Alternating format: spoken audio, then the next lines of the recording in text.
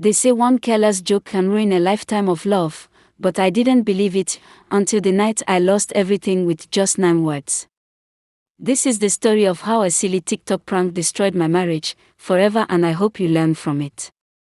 And if you still think all TikTok trends are harmless, this story will make you think again.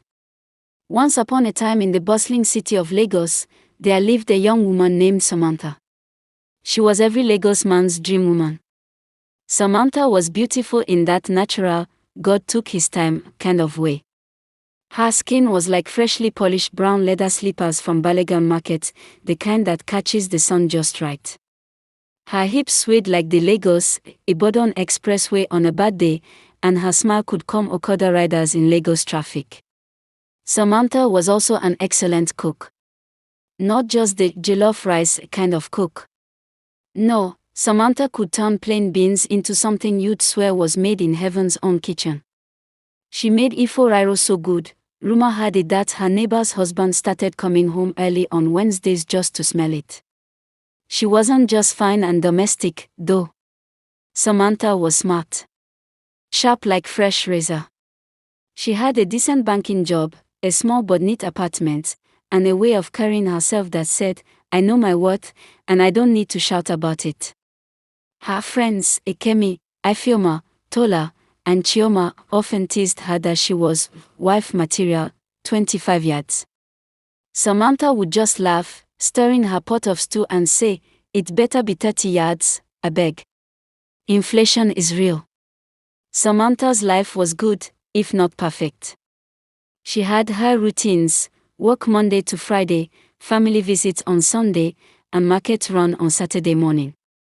She didn't do shakara for men anyhow. In her words, if you can't pronounce my name well, you can't handle my pepper level. But deep down, Samantha wanted love. The kind of love Nollywood rarely got right, steady, sweet, no extra drama. She wanted someone to pray with, laugh with, and argue over whether Gary should be taken with milk or not. She wasn't looking for a billionaire. Just a man with sense, small patience, and respect. Her mother, Mrs. Johnson, agreed. Better to marry a man with sense than a man with money but empty head, she'd say while slicing ugu leaves. So Samantha waited. She went on occasional dates, but Lagos dating was a mixed bag, sometimes plantain, sometimes unripe banana. On one date, a guy wore sunglasses indoors for their entire dinner. Another tried to convince her to invest in his upcoming music career after only 2 dates. But one Sunday afternoon, while picking up a diary at the small bookstore near her church, her hand reached for the last blue-covered one and touched another hand. She looked up, and there he was, tall, neat haircut, smile like the first slice of cold watermelon on a hot day. Sorry, he said, his voice deep but warm. Looks like we both like blue. Samantha raised an eyebrow, grinning. You can have it. I can manage green. He shook his head. No, ladies first. I'll take green. I'm David, he said, introducing himself. Samantha also introduced herself, and something in the air shifted. When she got home that day, her mother asked why she was smiling. No reason, Samantha replied, tucking the blue diary under her arm. But later that night, she opened it and wrote, met someone today. Feels like the first page of a good book. David didn't jump into Samantha's life like a downfall bus without brake. No. He strode in, calm, collected, with the gentle confidence of a man who knew where he was going. The week after the Blue Diary versus Green Diary saga, Samantha was at her desk in the bank when the security guard walked in holding a small paper bag. Madam, one fine gentleman dropped this for you downstairs, he said, grinning. He said I should tell you it's from the diary thief. Inside the bag was a chilled bottle of Fanta, a pack of plantain chips, and a folded note. The handwriting was neat, the kind of neat that made you feel the writer ironed his shirt properly. Hi Samantha, it was nice meeting you last Sunday. I'm still holding onto the blue diary. If you ever want to trade for the green, call me. Underneath was his number. Simple. No extra English. She smiled so hard her colleague Amora raised an eyebrow. If plantain chips can make you happy like this, I'll buy you a trailer load. Samantha didn't call that day. Or the next. Not because she was playing hard to get, but because she wanted to sound composed, not like someone who had read the note 10 times already. On the third day, she finally called. His voice came through warm and easy. Hi, Samantha. I found a SEO spot that might change your life. Can I steal 1 hour of your evening? She smiled into the phone. If the suya is made, I'll report you to Consumer Protection. Fair enough, he laughed. See you by 6. That evening, they met by the stadium. The night breeze was well behaved, no unnecessary heat. The suya man was a national treasure, pepper balance on point, oil glistening, onions crisp like fresh gossip. David bought extra, in case the conversation was long. And it was. They talked about books, she loved diaries, he loved manuals.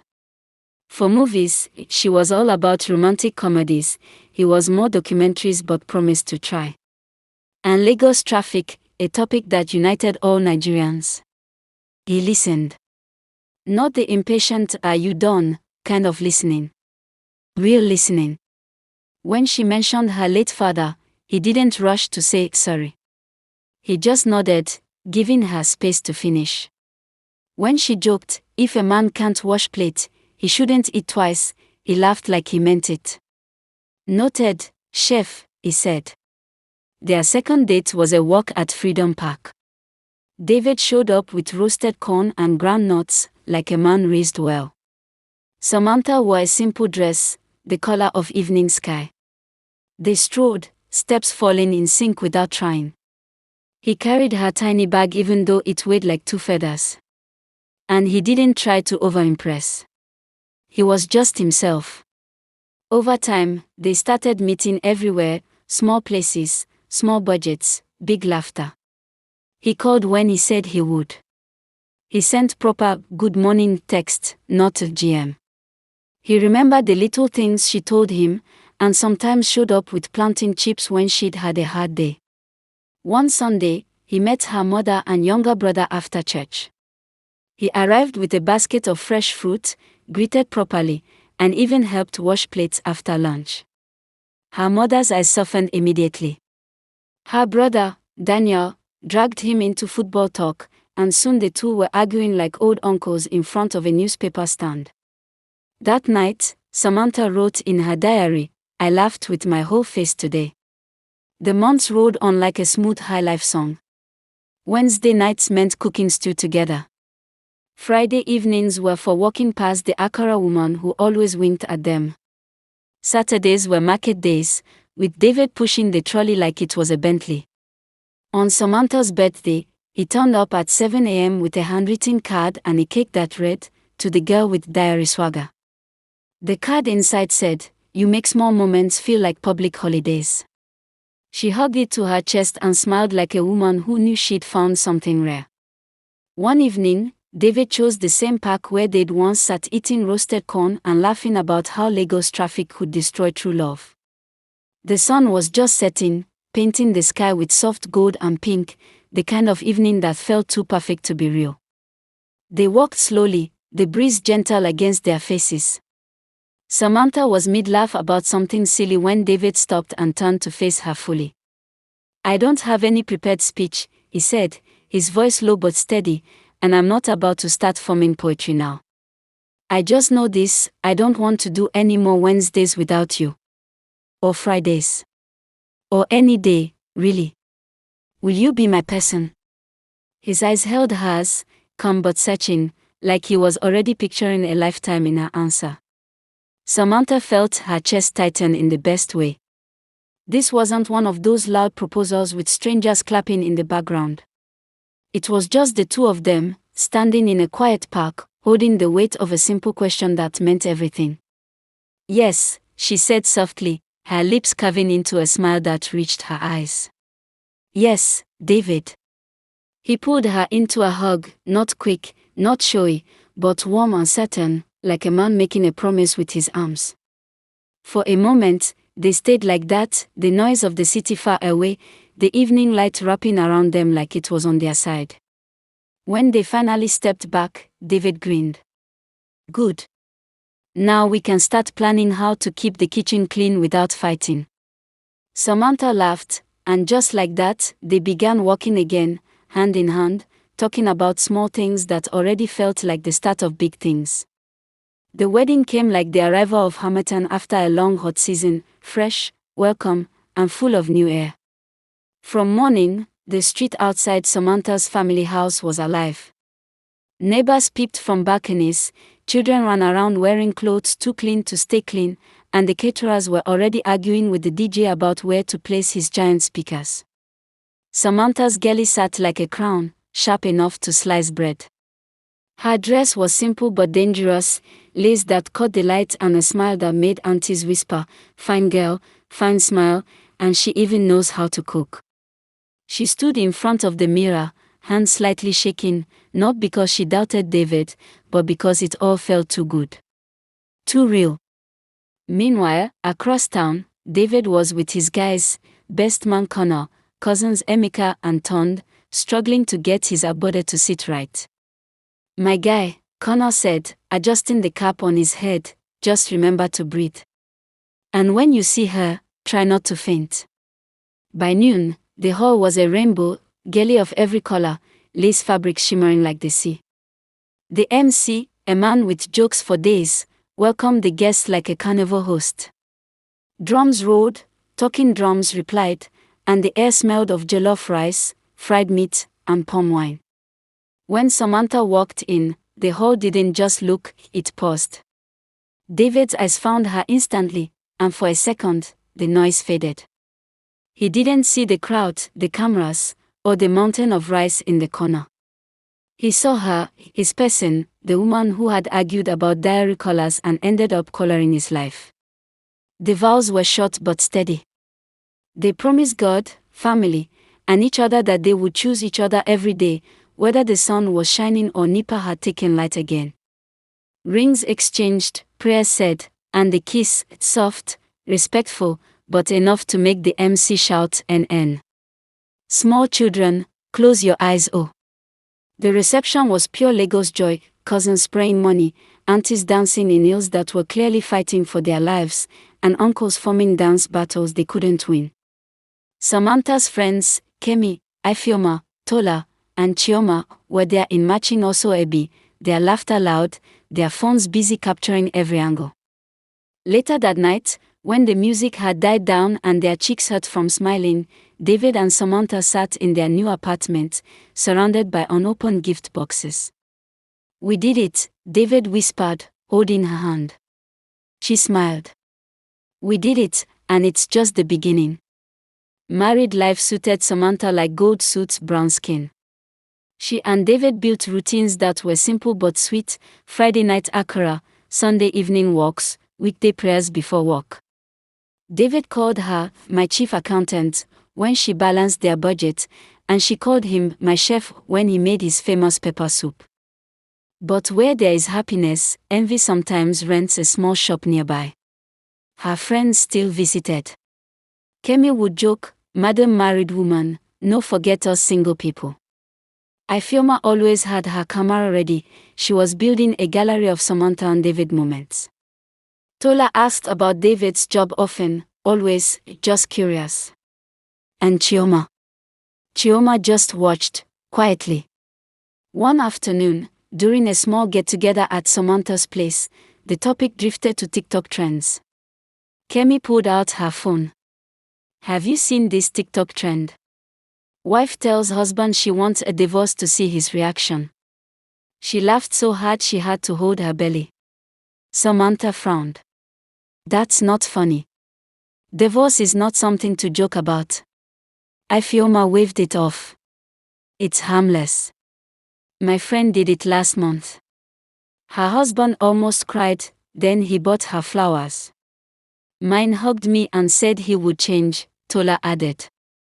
"Sometimes you need to shake them small." Chioma, who had been quiet, said softly, Just be careful. Not every man will take that as a joke. They laughed, but the seed had been planted. It took a few weeks, but the conversation kept replaying in Samantha's mind. David knows I love him. He'll laugh.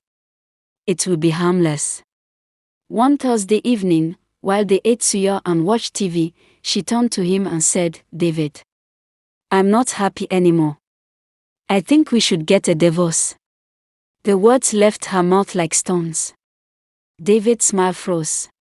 He stared at her, long, searching, and something in his eyes dimmed. Without a word, he stood, went into the bedroom, and came out 10 minutes later with a small travel bag. "David, wait. It's a joke," she said, panic rising.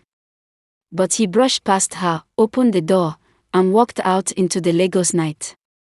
That was the last time she saw him, or so she thought. The door clicked.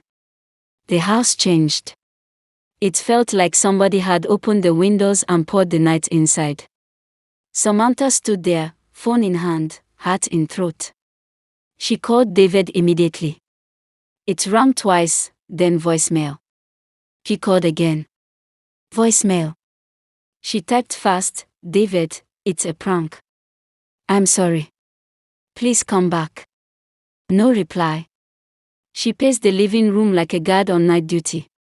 Every sound outside felt personal, the kiki rattling past, the distant laughter from the next compound, even the generator across the street humming like it knew something she didn't. She called his best friend, Michael. "Michael, please, is David with you?" There was a pause on the line before Michael replied, his voice clipped, "Sam. I can't get involved. I'm sorry." Click. She stared at her phone in disbelief. Next, she tried his younger sister, Edeora. She picked up on the third try. "Ada, please, I need to talk to David. I made a mistake. It was just a prank." There was a cold silence before Edeora said, "Samantha, joke or not, you crossed the line. I don't know where David is, and even if I did, I wouldn't tell you." The call ended before Samantha could say another word. The night refused to close its eyes. By morning, Samantha's did. She slept on the couch in the most uncomfortable way, the kind of sleep you wake up from more tired than before. First thing, she tried his number again. Switched off. She bathed, dressed, and carried her pain to his office like a handbag. The receptionist, polite but firm, said, "I'm sorry, Ma. He's not available." Security watched her with those eyes that say, "I beg, don't cry here." She didn't. She just nodded and left, each step a prayer, "God, fix what I broke." 3 days later, a courier knocked on her door.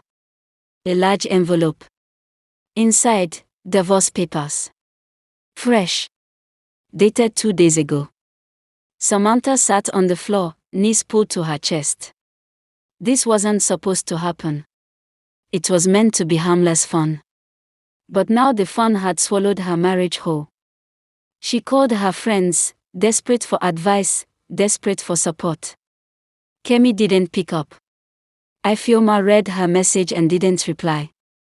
Tola sent a code, "sorry," and disappeared. Only Chioma came over that night, carrying food and a quiet presence. "I told you it was a bad idea," she said gently, "but you're still my friend." Samantha clung to that sentence like it was the last branch in a flood. The days that followed felt heavy. Samantha stopped cooking. The radio stayed off. The couch became her bed, her table, her place to sit and stare at nothing. Her mother came the next week, eyes filled with disappointment but arms still open. "What you did was foolish," she said, "but you're still my daughter." Daniel, her younger brother, hugged her tight. "We'll figure this out." Chioma stayed close. She visited twice a week, brought groceries, sometimes just sat with Samantha in silence. But the other friends? Gone. Kemi blocked her. Ifeoma posted vague captions online about people who can't take a joke. Tola's number stopped going through. The group chat where they had once planned birthdays and nights out was now a ghost town, or worse, a place where her name was probably spit out like sour milk.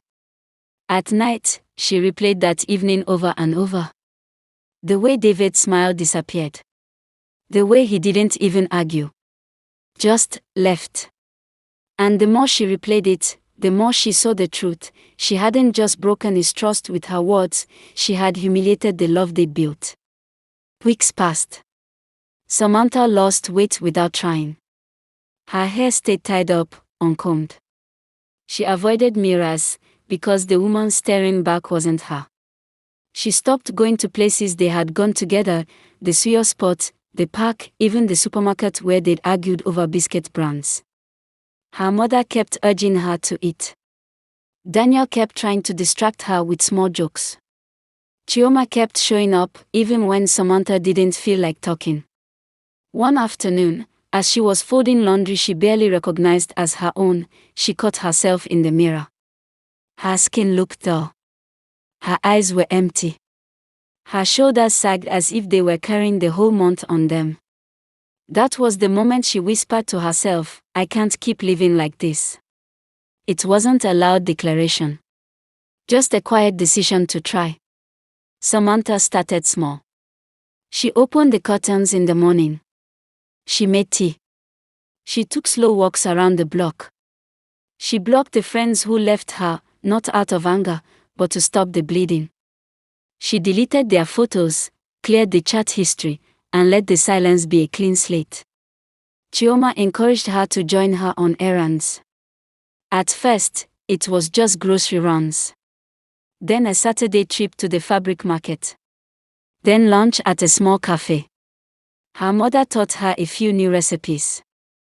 Daniel dragged her to a football match, and even though she didn't care for the game, she found herself laughing at the way he shouted at the referee. She started looking like herself again, and more importantly, feeling like herself again. Not the same as before, but someone who had walked through fire and kept her skin intact. Months later, Samantha was at a bookstore buying a gift for her mother when she bumped, literally, into someone. A tall man with warm eyes, holding a stack of novels like they were treasure. Sorry, he said, steadying the books before they fell. She smiled faintly. It's fine. You saved the literature. They ended up chatting for 10 minutes about authors and why Lagos traffic was a villain in everyone's story. His name was Emeka. He had an easy laugh and no rush in his voice. Over the next few weeks, they saw each other again, by coincidence at first, then on purpose. Coffee turned into walks. Walks turned into dinners. He didn't remind her of David, and she didn't compare him. He was simply himself, and she was simply herself, a woman who had learned the cost of careless words and the value of steady hearts. One evening, sitting at a quiet spot overlooking the water, Emeka said, "You're easy to talk to." Samantha smiled, not with the giddy rush of before, but with the calm certainty of someone who had rebuilt her own walls and was now opening the gate on purpose. This time, she knew better. It took losing everything to teach her that love is fragile, and trust, once broken, may never return the same way. But she also learned that healing is possible, that even after the storm, you can find peace, rebuild your walls, and open the gate again when the right person comes along. And this time, she wouldn't play with what she prayed for. If you enjoyed this story and want more real, heartfelt tales like this, please like and share this video, and please don't forget to subscribe to the channel so you never miss the next unforgettable story.